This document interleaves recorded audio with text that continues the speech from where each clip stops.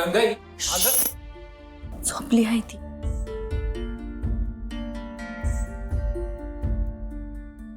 आता दिवसा कशी काय झोपली? एवढ्याशा जीवाला किती त्रास. एक एक संकट मागेच लागली आहेत तिच्या.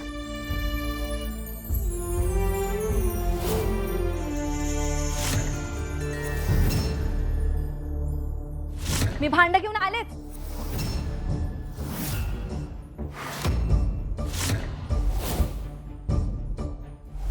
देवीच्या कृपेनं मला 2 जुळी मुलं झाली, जगन्नाथ आणि जगदंबा. पण त्यातली माझी मुलगी तू पळवलीस. जगदंबा माझी आहे, तिला माझ्याकडे दे. तुझ्या या जगदंबाला माझ्या ताब्यात दे. अहो असं काय करताय तुम्ही? मागवा. एवढ्याशा वयात केवढा त्रास पडतो या कोवळ्या जीवाला. काळजी वाटते हो लेकराची. खरं तर ही पोरगी म्हणजे देवी आईचा आशीर्वादच आहे असं तू पहिल्यापासून म्हणत आलीस ना.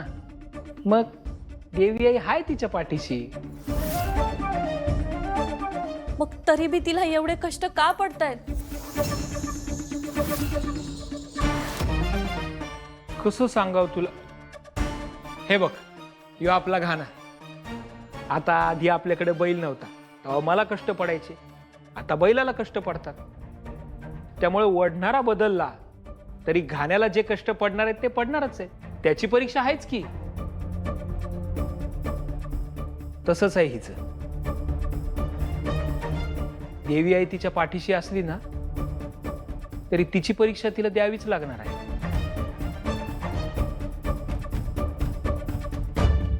माझी लेक म्हणून तिला काही बी त्रास होऊ नये असंच वाटणार ना मला. तिचं बालपण तिला आनंदात जगू दे, आणखी काही वर्ष खेळू दे, बागडू दे.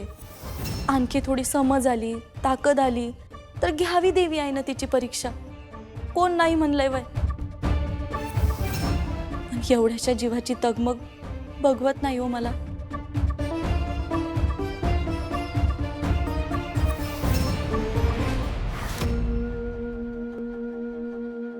मनोरमे, तगमग तगमग होत होती या जीवाची. तो क्रोध जेव्हा आमच्या अंगावर धावून आला तेव्हा असुर नरेशांनी त्याला शिक्षा केली नव्हती. पण मोहवरच्या प्रेमापायी क्रोध आपली सगळी शक्ती पणाला लावेल असं वाटलं होतं. पण असं काहीच घडलं नाही. तुमचा क्रोधवर कधीच विश्वास नव्हता ना? सुरुवातीला नव्हता, पण त्याच्या मनातली प्रेमाची आग त्याचं सामर्थ्य आणखीन वाढवेल असं निश्चितपणे वाटत होतं. जसं आम्ही असुर नरेशांसाठी अगदी काहीही करू शकतो, तसंच हा क्रोध मोहासाठी काहीही करेल याची खात्री होती आम्हाला. पण असो.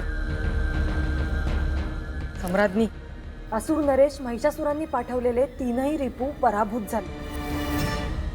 हीच ती संधी आहे आणि या संधीचा आम्ही पुरेपूर लाभ घेणार आहे. पुढचा रिपू आपणच मुक्त करून जर जगदंबावर सोडला तर थेट हल्ला.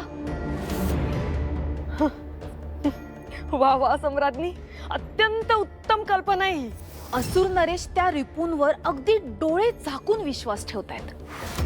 त्यांचा ताबा आमच्याकडे द्या हे कित्येकदा आम्ही असुर नरेशांना सांगितलंय, पण त्यांनी आमचं कधीच ऐकलं नाही.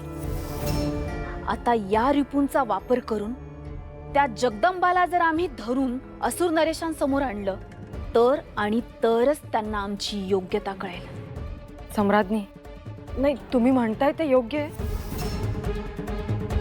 पण हे साध्य कसं करणार आपण?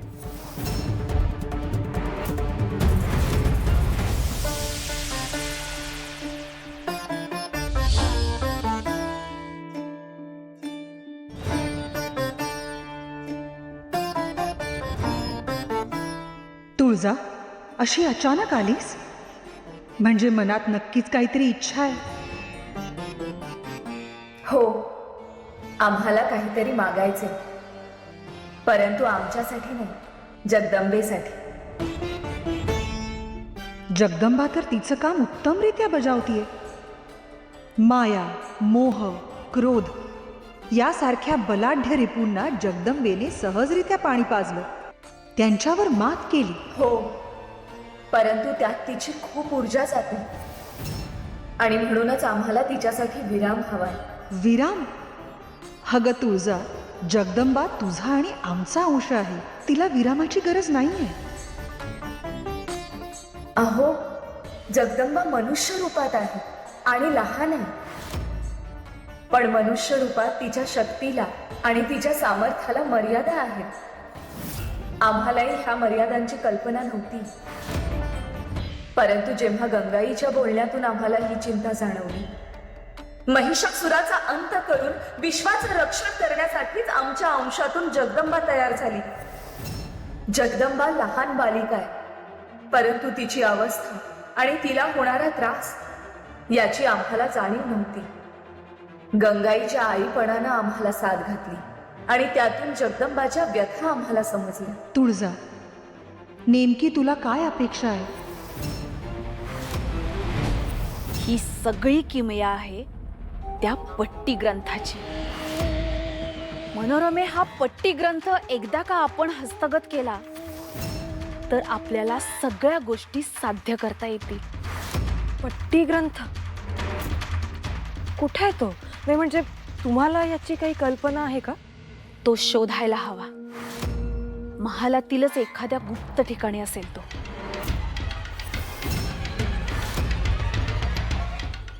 आणि त्यासाठी आम्हाला तुझी मदत हवी मनोरमे. आम्ही सम्राज्ञी आहोत, त्यामुळे अशी एखादी वस्तू कुठेही शोधत फिरू शकत नाही. आमच्यावर संशय घेतला जाईल. पण तू एक दासी आहेस, त्यामुळे साफसफाईच्या निमित्ताने तू कुठेही फिरू शकतेस. मी सम्राज्ञी? अहो काही काय बोलताय? हे प्रचंड धोकादायक काम आहे. मी कुठेतरी सापडले आणि हे सगळं असुर नरेश महिषासुरांना कळालं. हो, ते माझी चामडी सोलून मला वेशीवर वाळत घालतील. नाही. हे बघ, पण हे काम केलंस तर तू या पट्टराणीची पट्टदासी होशील, लक्षात ठेव. आणि त्यासाठी तुला एवढा धोका पत्करावाच लागेल. अहो, आम्हाला वाटतं काही काळ जगदंबाला आराम मिळायला हवा. तिला आराम द्यायला गेलीस तर तो फार काळ टिकणार नाही. जगदंबाच्या बाललीला ह्या तिच्या प्रारब्धात सटवाईने तुझ्या साक्षीने लिहिले आहे. त्यामुळे जर हे संकट तू परतावून लावू शकलीस तरीही हा विराम अगदी अल्प काळासाठी असेल. तसंही चालेल. हा अल्प काळही तिच्यासाठी मोठा दिलासा असेल. त्यात ती मनसोक्त खेळू बागडू शकेल, तिचं बालपण अनुभवू शकेल. पण त्यासाठी तुला काय करावं लागणार आहे याची तुला कल्पना आहे ना? तुळजा, त्याची किंमत सुद्धा किती मोठी आहे हेही तुला माहिती आहे. हो, मोहमुळे जेव्हा गंगाईच्या आईपणाची परीक्षा घेतली गेली तेव्हाच आम्हाला जाणवलं, आई ही कधीच स्वतःचा विचार करत नाही, जिंकायचा किंवा हरायचा विचार करत नाही. ती फक्त विचार करत असते त्या आपल्या लेकरांच्या भल्याचा. हे जग आम्हाला आई म्हणतं आणि म्हणून आम्ही त्यांचा विचार करतो. पण जगदंबा तर खरोखर आमचाच अंश आहे.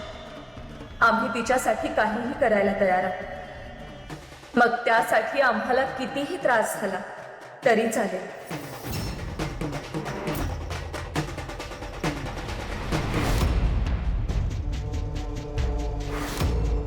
एवढ्या सगळ्या वस्तूंमधून तो एक पट्टी ग्रंथ शोधायचा म्हणजे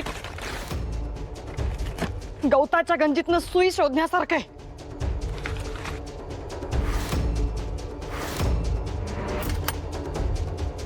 कुणीतरी बघेल आणि जीव जाईल. ही टांगती तलवार आहेच डोक्यावर.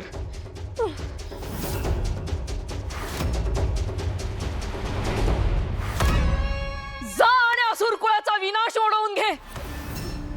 माझा सल्ला डावलून जाशील रागाच्या भरात तर असंच होईल. महिषा तुळजालाही हेच हवंय. यासाठीच बालिकेचं रूप घेतलंय तिनं. मी कोणालाही घाबरत नाही दिती माता. ती हातभर पोरगी, ती एवढीशी चिमुरडी, ती माझा विनाश करेल असं खरंच वाटतं आपल्याला? असं अजिबात नाहीये महिषा. आम्हाला तुझ्या सामर्थ्यावर पूर्ण विश्वास आहे. तू त्या छोट्या जगदंबा समोर गेलास तर संतापाच्या भरात तू केलेला एक वार तिला कायमचं नष्ट करू शकतो. पण जगदंबाचा विनाश म्हणजे एक प्रकारे तुळजाचाही विनाश. मग तुळजाला राणी बनवण्याचं तुझं स्वप्न धुळीला मिळेल. 3 षड्रिपूंचं पुढं काय झालं हेही आपल्याला कळलेलं नाहीये. आणि तशीच अवस्था आपलीही होईल. दिती माता, अशा परिस्थितीत मी काय करू हे सांगा.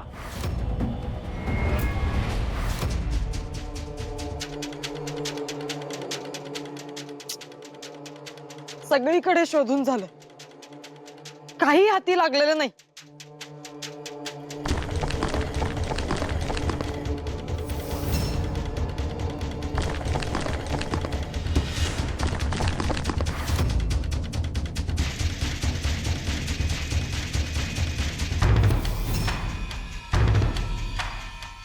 गुप्तदालन?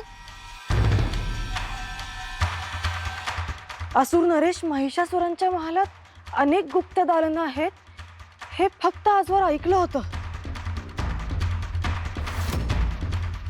आज प्रत्यक्षात पाहते. मनोरमे, तो पट्टी ग्रंथ नक्कीच या दालनात असणार. तुझं नशीब नक्कीच उजळत आहे की काय?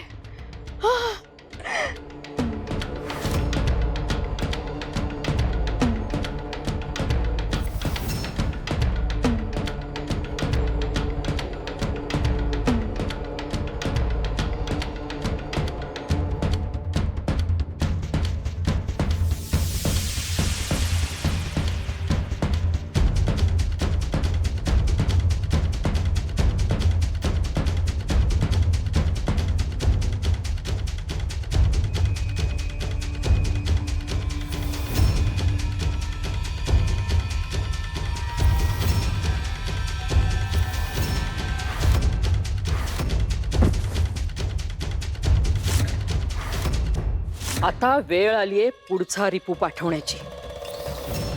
मायाच्या रूपात आपण मायावी रिपू पाठवला आणि त्यानंतर मोह आणि क्रोध यांना पाठवलं. त्यांच्यात कपट आणि शक्ती अशी 2 वेगवेगळी कौशल्य होती. आता कपट आणि शक्ती एकत्रच पाठवण्याची वेळ आली आहे. पण दिती माता, हा असा कोणता रिपू आहे? तो पृथ्वीच्या चराचरात वसलेला आहे. तो खूप बलशाली आहे आणि तरीही निषिद्ध आहे. त्या ग्रंथाच्या पुढच्या पानावर त्याला प्रकट करण्याचा बीजमंत्र आहे. कुठे आहे तो ग्रंथ? तो ग्रंथ या महालातल्या गुप्त दालनात सुरक्षित ठेवलाय. तिथं जावं लागेल. चला.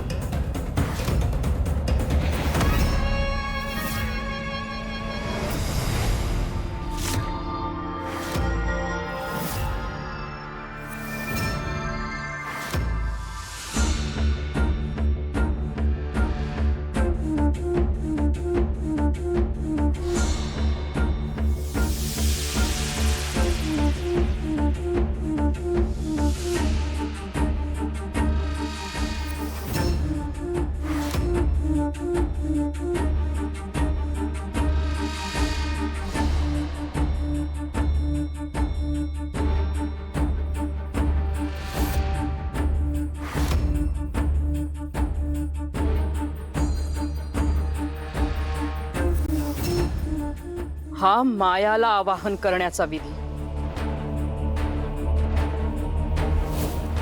माया बंधनात मुक्त्वा मम सहाय्य कुरु स्वीय तेजः प्रकटय.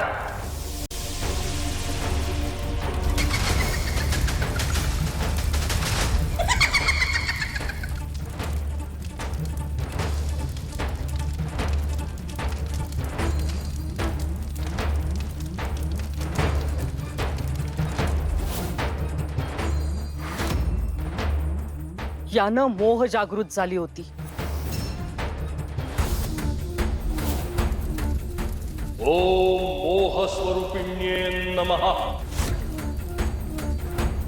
मोहमूर्तये क्रोधमूर्तये च प्रकट स्वरूपिण्ये स्वाहा.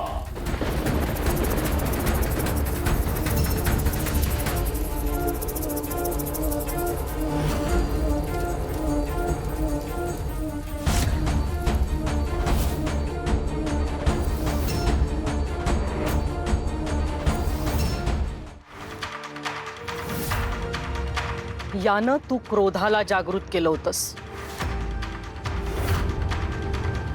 क्रोध बंधनात मुक्त्वा मम सहाय्य कुरु.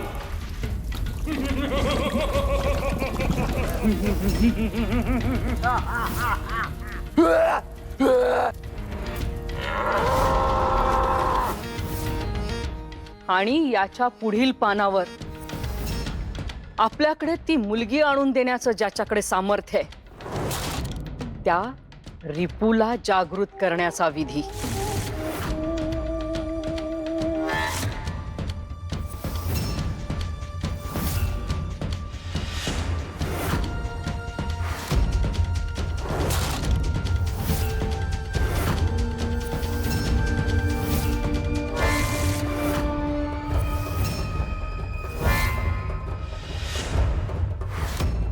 इथला मंत्र कुठे गेला? त्या रिपूला जागृत करण्याचा विधी याच्यातच लिहिला होता. तो कुठे?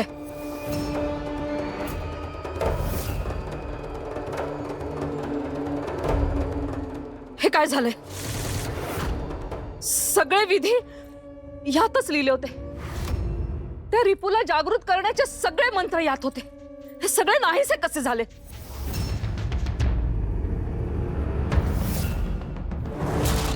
हे शक्य नाही.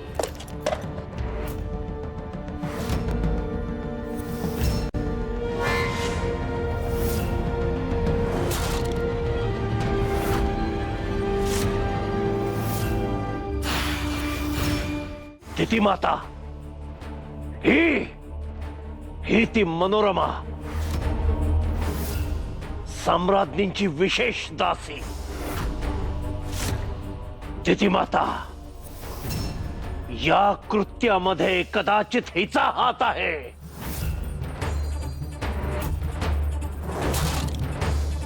नाही, हे तिच्या आवाक्यातलं काम नाही. पण या मागे कोण आहे हे मात्र हीच सांगू शकेल.